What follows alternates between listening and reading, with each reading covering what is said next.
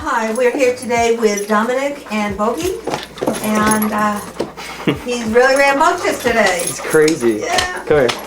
Why did you choose this particular kind of dog, and how did you get it? Well, me and my dad hunt all the time, and we already had a yellow lab, and we thought that the yellow lab, my old yellow lab, would teach this one how to hunt, but he didn't.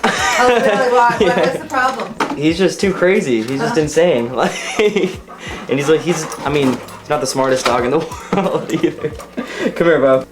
Because they're working dogs, and I love the snow, and I had a sled team up in the mountains, and I had to move back down to the Bay Area, so I restarted my sled team. And so they're great people dogs. They are, get along with families. They're kid friendly. They're very smart, intelligent. They're too smart for their own, for their own good. When you say too smart for their own good, in what ways? In what ways? Nikaya, when we first got her, she would figure out how to open up the back gate. She did 3 different times. I had to change the gate, the lock on the gate, because she would open it up. She opens up doors. She talks. She does tricks, and she pulls sled. She mushes, but she could say "I love you." He's from the Pound in Oakland. I specifically wanted a dog that was like a bigger dog, and even though they said at the Pound that he was like a German Shepherd, he's like obviously not. And I like lab pit mixes. I mean, I like both labs and pits, but pits get a very bad reputation, and sometimes if you get a pit, if they're already, a certain age, they'll already be trained by their owners to be mean, because a lot of people get them for that reason.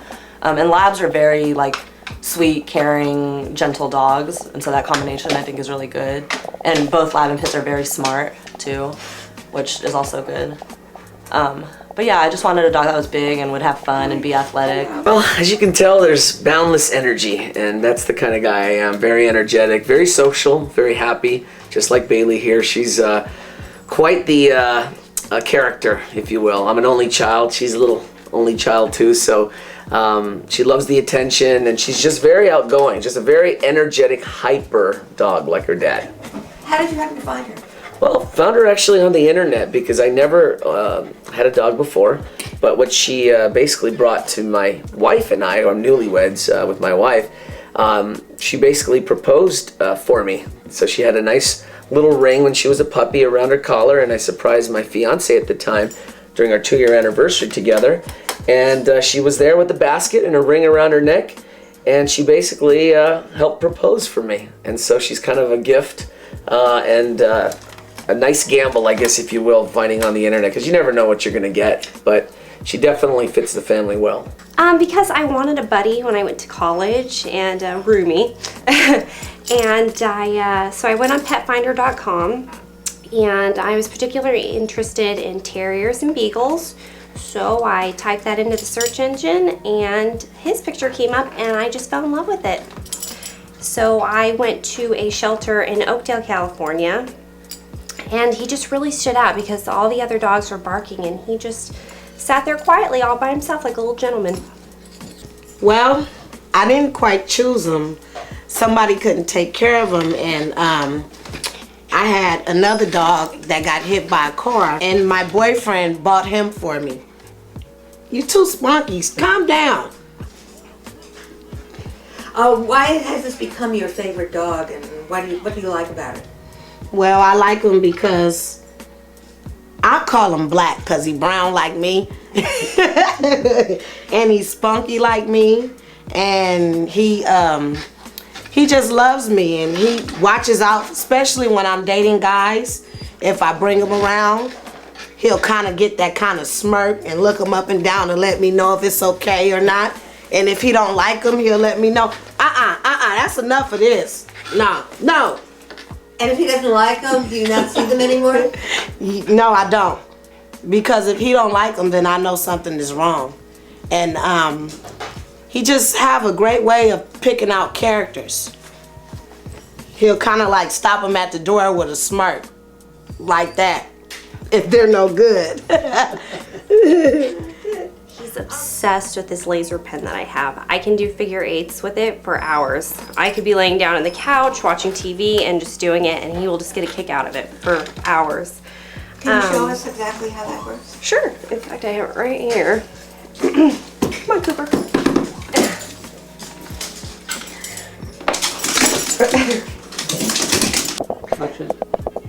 Shake.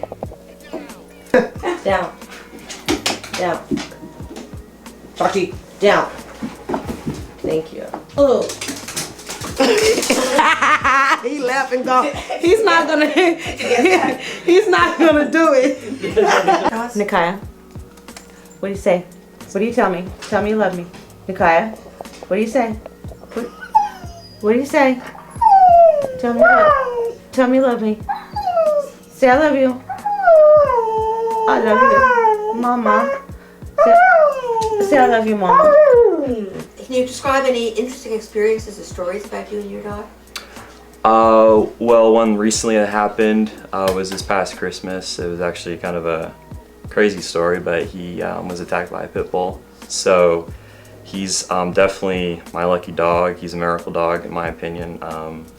You know, just pretty much getting away with it without, you know, just a little scratch. So that was, off the top of my head, the biggest thing that, you know, has happened to him that I can think of as an experience for sure. I had a house up on the hill in San Ramon overlooking the valley, and every 4th of July we had fireworks right in my backyard. I mean, it was literally, the fireworks would explode right over my yard. And so a couple years ago we were all sitting around the fire pit and watching fireworks, and Teddy was in a chair next to me, and all of a sudden my son looks over and he goes, "Look at the look on his face." And he said he's in love. And he was just looking up at me with the most contented look on his face, and everybody was looking at him, and sure enough, I mean, there was no other way to describe it.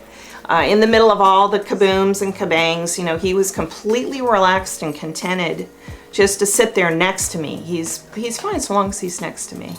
And he looks at me a lot like that. I love it. Her favorite movie is also Milo and Otis. The first time she watched it, she was just so fixated on the pug.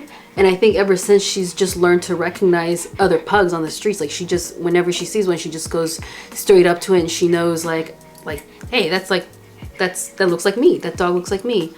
And anytime I put on a movie with animals, she just sits there and she actually watches the movie instead of like falling asleep. Safi loves warm laundry. A good story here is when you take warm laundry out of the laundry basket, she is in there and buries herself in it. So what we did was I started taking pictures. Similar to a Where's Waldo book, what we've done is we made a photo album of Safi in the laundry. And my son, being autistic, a special needs child, he loves to look through this photo album that we've just keep increasing with constant pictures. And I used to focus Safi in the center, and you could find Safi in the laundry, and then slowly I started putting her in the corners and a little more difficult to find, and he loves to pull that book out and find Safi. In what ways are the dogs you don't like, you know, similar in different in personality than your personality? You know, the kind of traits the dogs have that you don't like that you don't have. Oh, okay. Well, I mean, like, I just feel like the dogs that I don't like are like usually really small and just like, I don't know, they just get to me, like inside my head, like they're just like just chatting, just I just can't stand it. And you're more quiet? Yeah, I'm more like, I don't know, I'm more like, I would say I'm like this. This is me, right? Pretty much. The least, I like all dogs, but Chihuahuas, because they're small, they yap, they just constantly yap, yap, yap, yap, yap. And the Huskies don't bark, they howl. In what ways is the Chihuahua, the personality qualities of the Chihuahua different than your own personality qualities? They never shut up. And I'm a quiet kind of person. They just constantly going, you know, bark, and then they'll come back at you, nip you in the heels, and kind of like get you from behind. And I'm not a get you from behind kind of person, you know. you know, I'm not a mean person. I'm very happy, very sociable. So like with little chihuahuas and little tiny dogs, they get kind of a little angry when you get close to them. They're not as friendly from the get-go. And so I'm very friendly from the get-go. You know, I'm a lover, not a fighter. And, you know, that's one trait from little dogs that are just really very, I guess, a turn off for me. Also, with big dogs, I mean, I'm not a big guy. I'm an average guy. I'm not like super big and large, and I'm not clumsy generally. And big dogs are pretty clumsy, I would say, and they knock things over. And they're huge, big tails and everything like that. So I'm not that kind of guy. I never was too big, and I was never too small. I was just always just an average, medium kind of guy. Like your dog. Yes.